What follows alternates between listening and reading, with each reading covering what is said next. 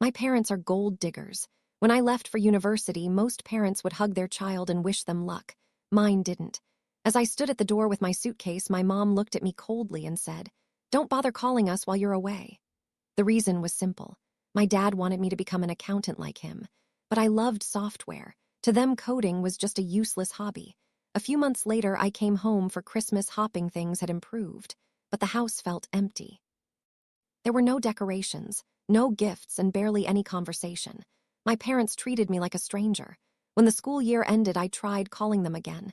Instead of hearing my mom's voice, I heard a robotic message. "This number has been disconnected." Heart started racing. I immediately called my grandmother. She hesitated before finally telling me the truth. My parents had moved away. She had their new number, but they told her not to give it to me until I finished university. Then she hung up, just like that I was completely alone. I had almost no money left. I had to sell everything I owned just to survive. Within weeks, I had nowhere to live. For an entire month, I was homeless.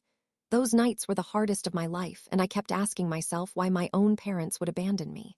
But eventually, the pain turned into determination. I promised myself that if I ever got back on my feet, I would never depend on anyone again. I started living extremely carefully. I limited my spending to less than 20% of my income and saved the rest. Years passed, then decades.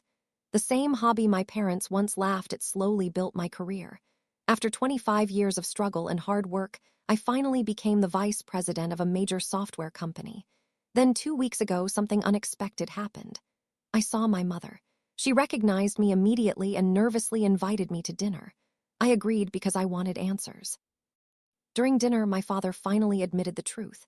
He said they decided to leave me because I chose software instead of accounting. I looked at him calmly and said, "At least my hobby made me a millionaire."